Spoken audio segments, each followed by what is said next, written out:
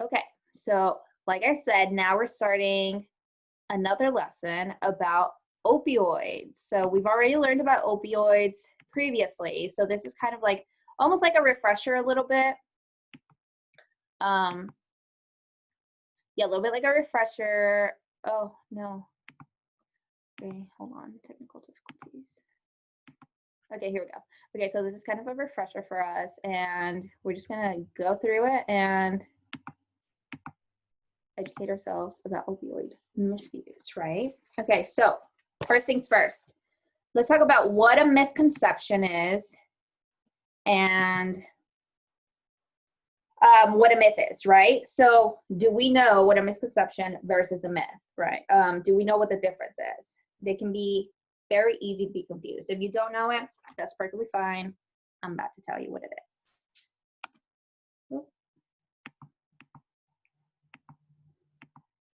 All right. So go ahead and tell you. Ugh. I can't see my chat box, so sorry. So a misconception is an idea or opinion that is incorrect because it's based off of a thought or an understanding. A myth is held by false belief or data.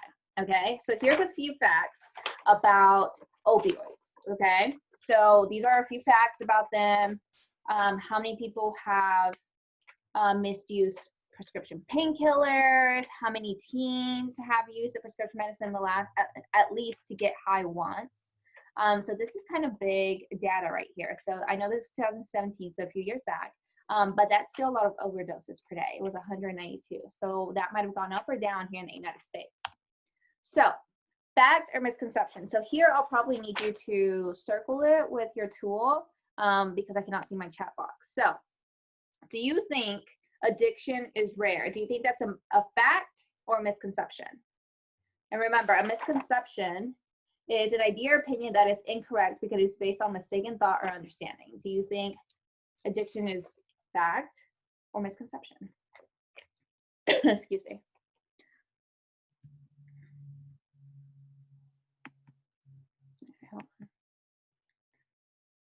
Okay, cool. Somebody circled misconception. So whoever you are correct. So misconception can be affected by drug misuse and abuse. There are no barriers and make anyone safe from this issue. So yes, so it's definitely a misconception.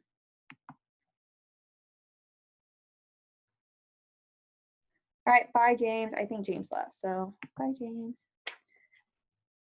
All right, cool. So moving on. I'm just going to speed through this. Okay, so fact or misconception. When used to treat pain, prescription opioid drugs are not addictive. So just think about it.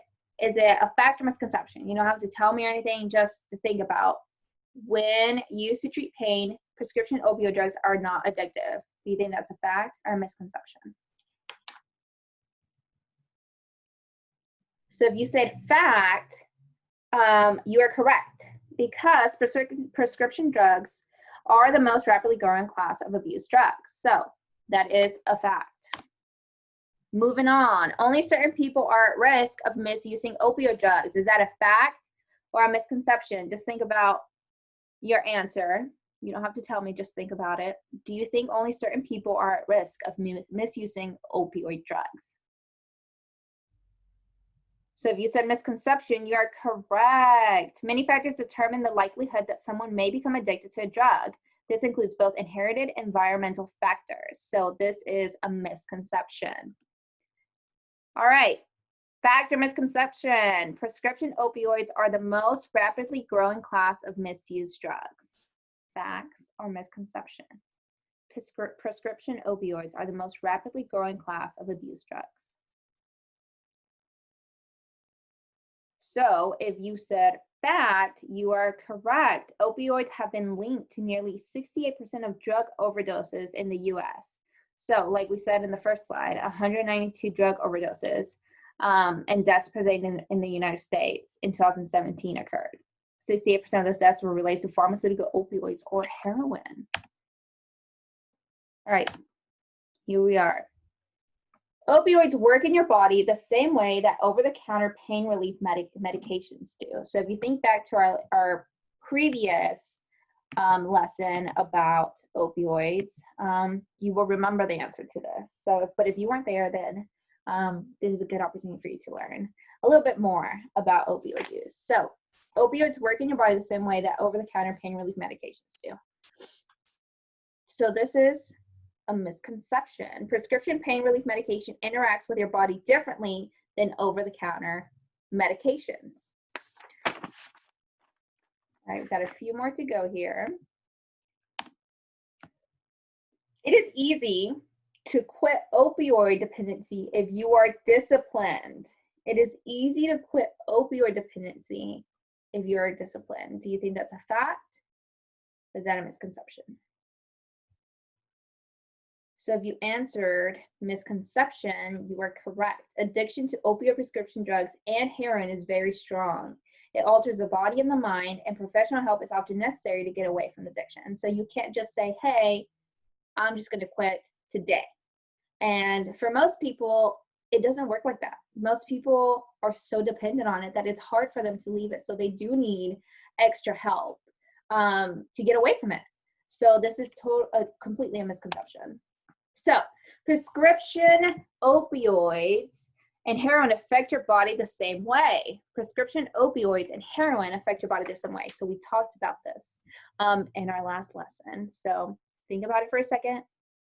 Just say fact or misconception. If you said fact, you are correct. So prescription opioids and heroin both interact with your body by attaching to a specific receptor in the brain. And then your brain thinks, hey, this is, sorry, this is normal. And so it acts the same way. Your brain gets confused with opioids and heroin. So yes, it's a fact. All right, so fact or misconception. Heroin affects the body, but not the brain. Heroin affects the body, but not the brain. Do you think that's a fact or misconception?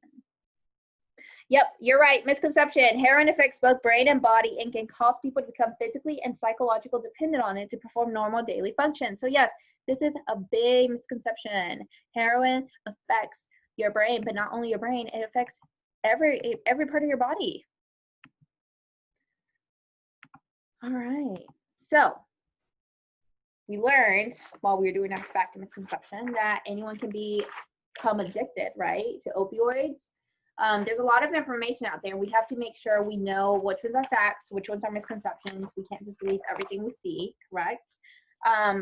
So yeah, and then teens make pro-healthy decisions about opioid use if they can have accurate information. So if you have the accurate information, you have more possibility of saying no, right? Because you have all the data, all the facts. All right, so what's an opioid? Okay, so we talked about this as well, but again, I'm going to use this as a refresher for you. So opioids are drugs that come from an opium poppy plant that are synthetic equivalents, right? Prescription opioids are powerful medications that relieve pain by reducing the intensity of pain signals reaching your brain. So let's say you broke your arm, right? Or you had a major surgery. Of course, we can't have you in excruciating pain, so they might prescribe you some opioids, right? But it's important to take these opioids as prescribed. And if you don't use the whole bottle, dispose of your opioids in a safe place instead of just having them laying around. I think a lot of the sheriff's office have a opioid disposal area or pill disposal area that you can leave them there and get rid of them. So other reasons why you would get prescribed an opioid is maybe after dental work, you had maybe some dental work done, and it was major dental surgery. They might prescribe them for you for the pain. Maybe a serious injury, sports injury, maybe an illness that causes pain. These might help as well. But again, they're prescribed to you at a certain dosage that you should take as prescribed. All right, so there's different types of opioids that we have, right? So this table shows different types of opioids, how they are derived, and examples. So synthetic opioids can be a huge problem because they are made stronger than natural opioids And street manufacturers can mix dangerous ingredients with them. So you're not just getting the opioid, you might be getting something else done to it, right? So I'm sure a lot of us have heard of something getting laced. It's kind of in the same terms, right? So legal synthetic opioids are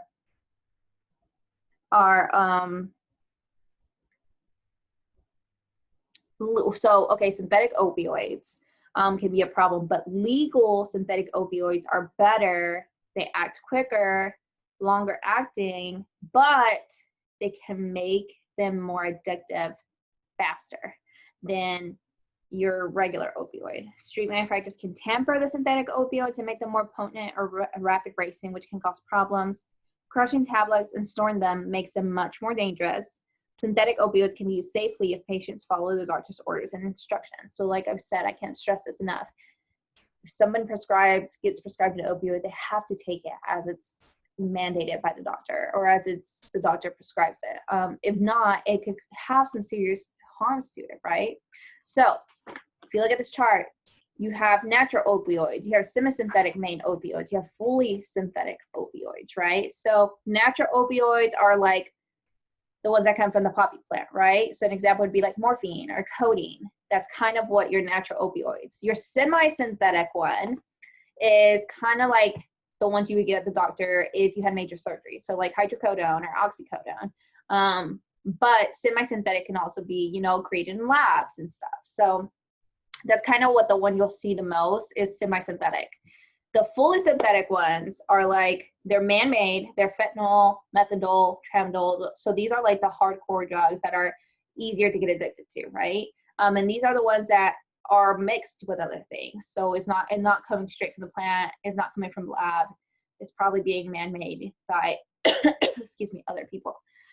So fully synthetic are the ones that are like the most dangerous. Semi-synthetic is the ones that you'll probably see a doctor prescribe somebody.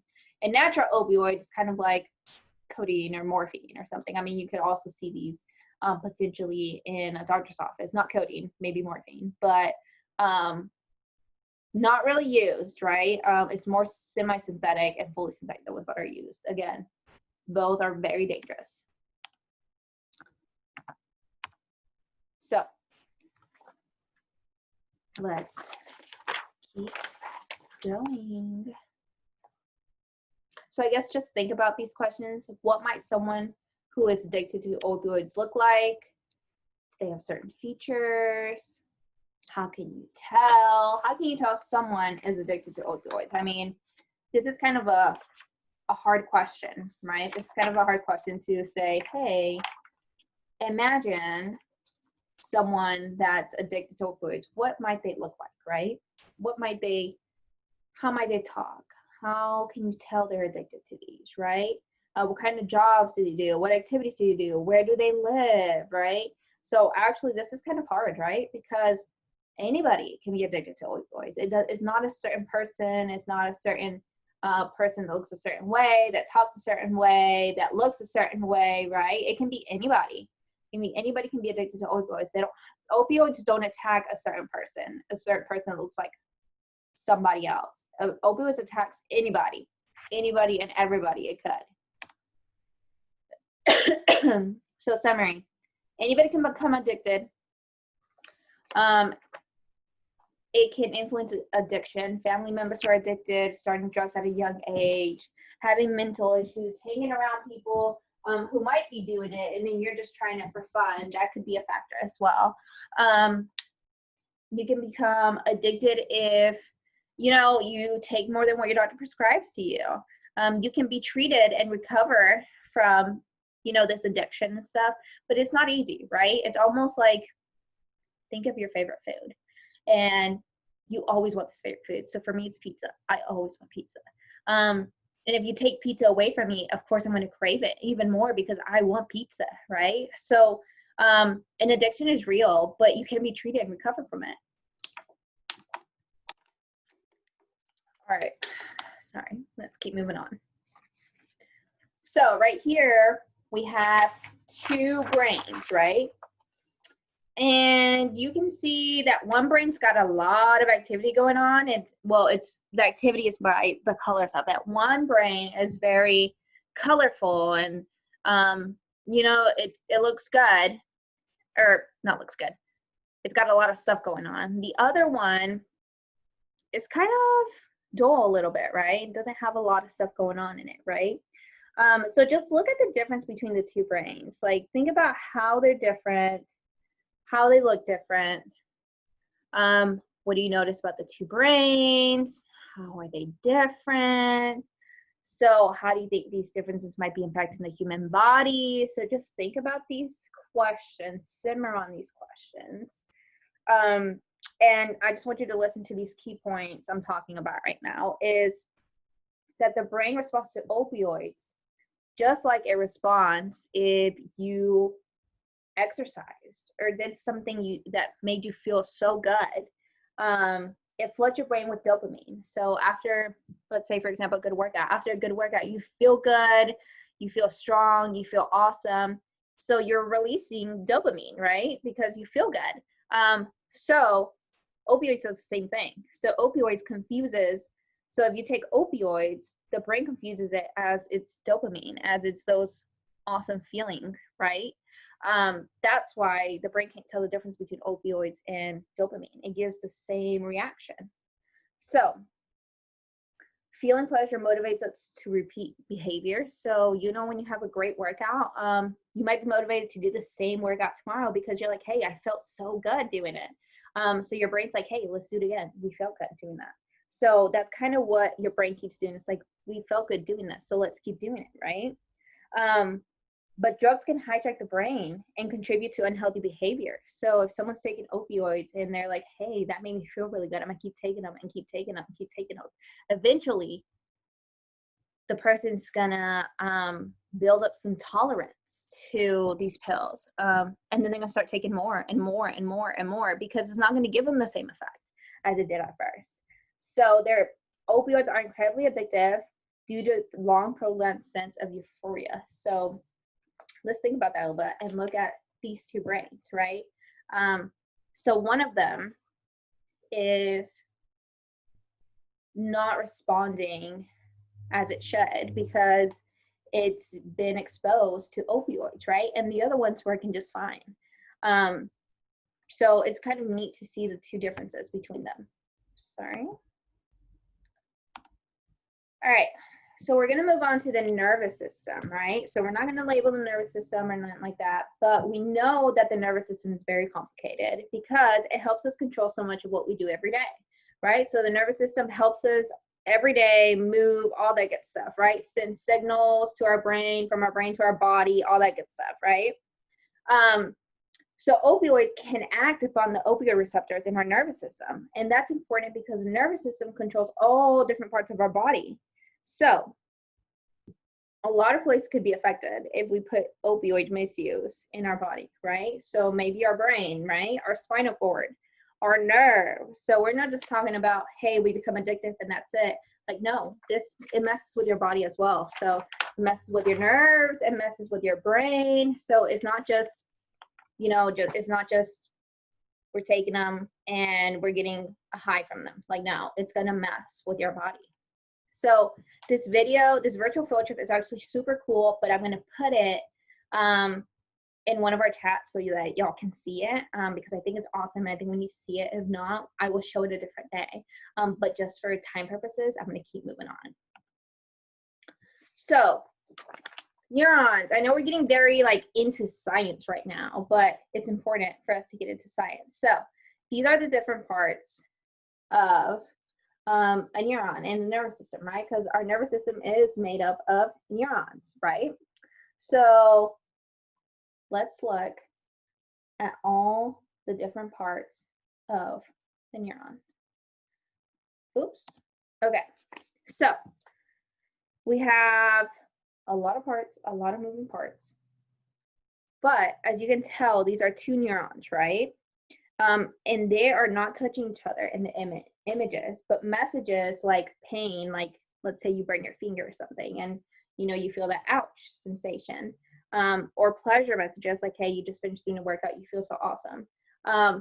They are being transmitted from one neuron to another to be able to travel to the brain. So of course I have to feel this feeling and pass it on to neurons, and then eventually get to your brain, and your brain will be like, hey, this felt good, or hey, don't do that again, that hurt, kind of thing. So synthetic gap, I'm kind of pointing to it right here. These people is a small space between the neurons, right? So as you can tell, this is a small space right here. Like they're almost touching, but they're not touching yet. This is where the message must cross. It makes its way to and from the brain. So the synthetic gap is where our body has receptors to transfer the messages of pain and pleasure throughout our body. So through this little gap right here, which some of you might not be able to see, but this little gap, this is where all the messages travel through, from neuron to neuron to neuron to neuron until it gets to our brain. And then it travels back, right? So I think that's amazing. From that little space, all the messages travel through there. So our brain responds to opioids with the reward center. They act similar to endorphins in our body.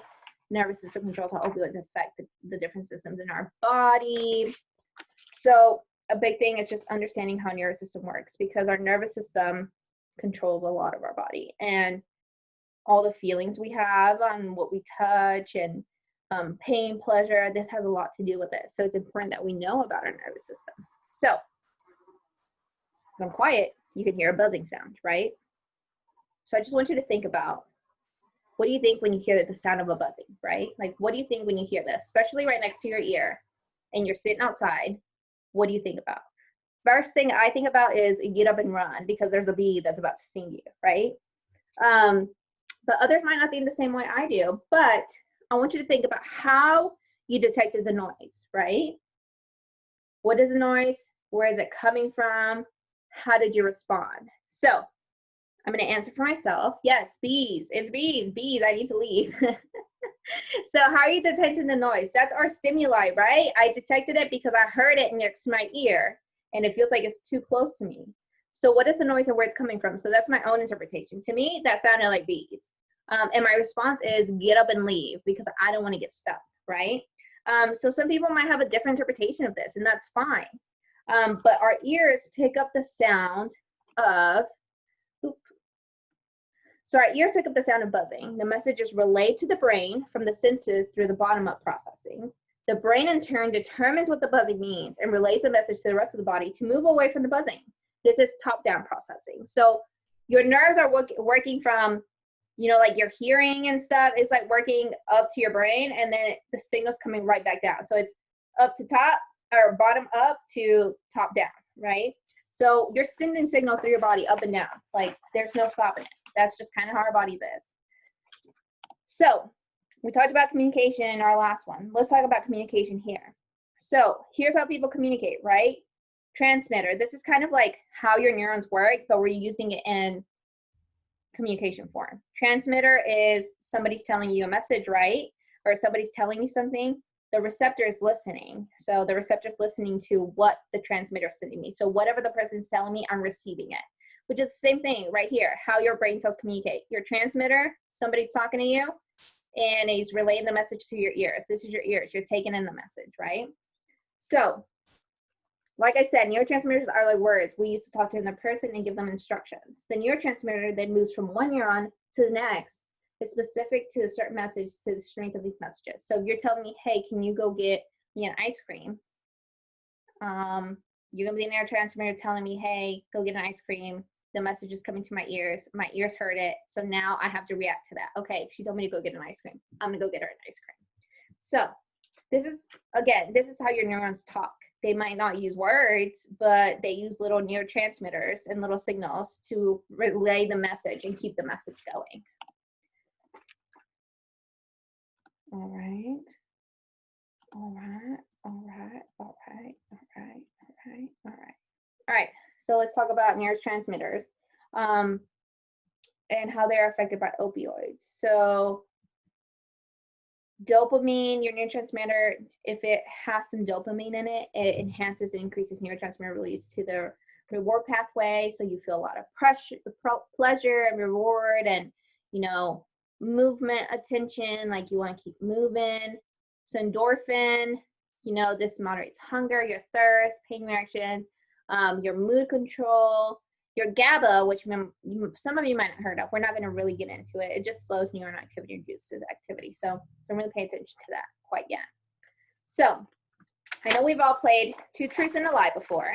So we're kind of going to play Two Truths and a Lie here. 3 straight statements here are true, while one of them is false. So let's look at these statements and try to figure out which one might be the lie.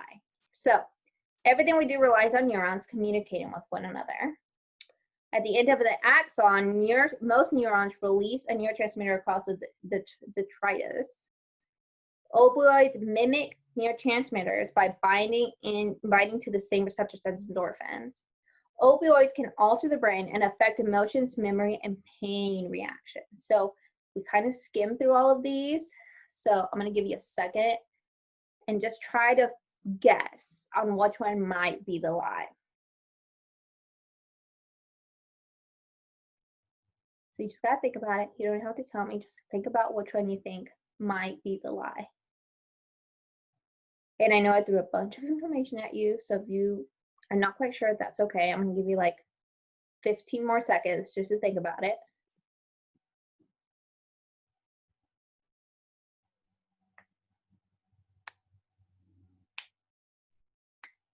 All right, so if you said number 1, that's not the right answer. Number 1 is true. If you said number 4, that's also true. So now we know it's between 2 and 3. So the false one is 2. At the end of the axon, most neurons release a neurotransmitter across the detritus. So that is false. At the end of the axon, most neurons release a neurotransmitter across the synapses. Remember when we talked about somebody telling you something and you receiving the message? That's what it was. So the correct answer is that most neurons release a neurotransmitter across the synapses. So good for you. False. Okay. Neurotransmission is a key process to our brains for sending messages and communicated through our bodies. All right, we're almost done here, folks. Let's keep talking about addiction. So addiction is a disease. So these are this is our brain and our heart, okay? So you can see which one's the healthy brain and you can see which one's a deceased brain, or, you know, a brain that's been under substance abuse, etc. So you can tell in the healthy brain, look at all the, like, how it lights up, all the lights, all the colors, all that good stuff. Look at this brain, like it has more dark spots than it has bright spots, right? Same thing with your heart. Well, a little bit different with your heart. So this is a healthy heart. So you can see the pretty rainbowish colors, and the deceased heart, you can see it lights up a little bit more, which is not good. So diseased, sorry. I said deceased. Diseased reduces the ability of an organ to use energy, making it less effective for the body. So as you can tell in these two things, like it's probably not using a lot of energy, right? A lot of it has been already used because of the opioids. So you can tell the difference of the comparison. So they show a lot of similarities. They show a healthy brain and a brain on drugs. So we already went into the differences. One looks more light up. The other one looks kind of not as lit. You can see a lot more darker areas.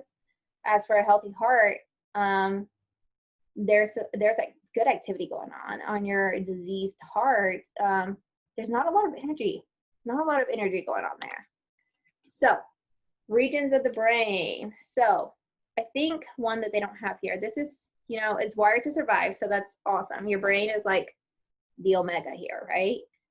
This is how you're living, is through your brain. So this means it tries to maintain a balance in all areas. When a substance is introduced to your system and throws it off balance, and the brain adjusts, right? So if you're introducing opioids into your brain, it's kind of like, whoa, what is this? And it'll adjust to it and get used to it. So once it adjusts, it creates a new normal that includes the substance. So if you keep taking opioids, your brain's gonna be like, hey, this is something new. Okay, hey, we're gonna adapt to this. Hey, we need it. We need this to survive. So it's awesome how your brain works in many different ways. So this is just one way it works. So the adolescent brain, teenagers' brains do not get fully developed until they're 26. So 21 might be like, you're like, hey, wait, sorry, 25. I said 26. 25 is when their brain fully develops. So at 21, you're probably like, hey, I'm a grown adult. Not yet. You are almost there. But your prefrontal cortex is not completely developed quite yet. So until you hit 25, that's when your prefrontal cortex, you know, gets fully developed. You're thinking clearly, you're making decisions, you know, right decisions and all that. I'm not saying you're making dumb decisions now. It's just that maybe you're not thinking them all the way through. But your brain's still developing as a teenager. Your brain's still developing, introducing new things to your brain while it's still developing makes it a lot easier for your brain to get addicted and feel dependent on that thing because it's still developing. So like I said, prefrontal cortex doesn't fully mature until the age of 25. Development of the adolescent brain and behavior are closely linked. So again, like I said, if you introduce your brain to something, your brain will adapt to it and say, hey, this is our new normal. We need to keep this thing that was introduced to our brain in our brain because that's where it's supposed to go. Tolerating independence. Two different things, but very, very, very similar. So when opioids are misused, they can lead to physical and chemical changes in our body. So these can lead to a lack of impulse control, resulting in continued misuse of opioids. So look at the similarity and the difference of tolerance and dependence. So tolerance occurs as more of a substance is needed to produce the same effect as the first time it's taken. Dependence occurs as a removal of a substance causing negative physical effects of the body, right? So tolerance is like, tolerance, I like to put it as, if you like hot Cheetos, when you first started eating hot Cheetos, they were probably really, really hot when you first started. And then maybe you could have just ate like one or two because those things were spicy, right? And then after a while, you kept eating them. After a while, you were able to maybe just finish half of the bag now. Like you could add a little bit more, you could finish half the bag. And then, you know, let's say a year passes by. Now you can finish the whole bag perfectly. Maybe with some water, but perfectly. Eventually, you're getting to the point where you can finish the whole bag with no water, right? Because you built a tolerance to the spicy things. That's kind of how opioids work, right? So somebody will take one opioid and they'll get super high off of it and feel like they're flying, right?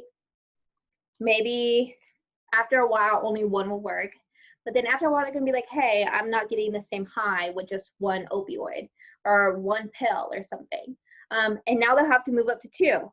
Maybe then they'll have to move up to, you know, injecting it or snorting it, right? Because it doesn't give them the same tolerance. So that's kind of what tolerance is. It's like you're building on something that you've already used and it's not tasting the same, and you need more of it in order to feel an effect. Dependence is pretty much just what it is. You depend on something. You need this thing to keep moving. You cannot function. A lot of people with opioids, when they're addicted to them and they want to quit, they go through withdrawal, right? And withdrawal can go anything from like vomiting or just feeling like a person is dying, is what withdrawal happens to them. So of course they're dependent on this drug and they're trying to get off of it, but because their body depends on it, their body goes into shock almost because they need it, and that's dependency. So that's the difference between tolerance and dependency. Tolerance is like, I can take more and more and more of it because I can tolerate it now. Dependency is like, hey, I need it because my body, I cannot function if I don't have it.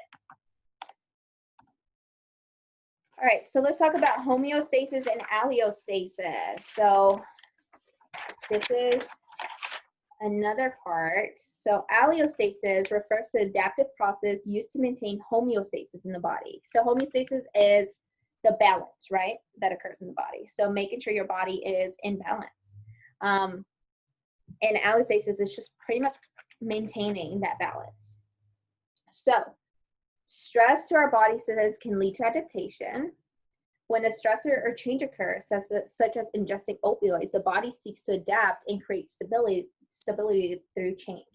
So when someone overuses a substance, the body changes to balance out with the presence of the substance. As it changes, the tolerance and dependency occur. So this also goes back to what we just talked about, dependency and tolerance, because your body's trying to stay in balance, right? So if you're introducing something new, again, your brain's gonna be like, hey, this is something new. Your body's gonna be like, hey, this is something new. We need to get a balance between this, which is where homeostasis and allostasis comes in. So how would heroin affect allostasis, and how would homeostasis occur when heroin is used? What do you think would happen? So just think about that for a second. What do you think would happen?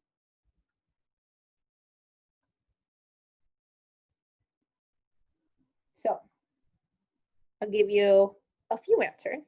So a person takes heroin, right? At first, the person's going to feel good. Then the body is going to become stressed. So the system stability is upset, changes occur in the system based on allostasis, a tolerance of physical dependence develops, homeostasis is restored with a new normal. This normal is less happy feeling than the first use. So someone takes heroin, introduces it to their body's like, whoa, what is this?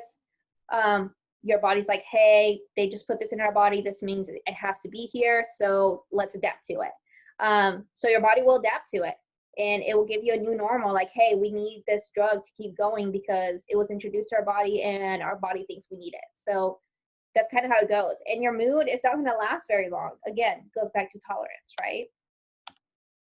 So very last fact and misconception.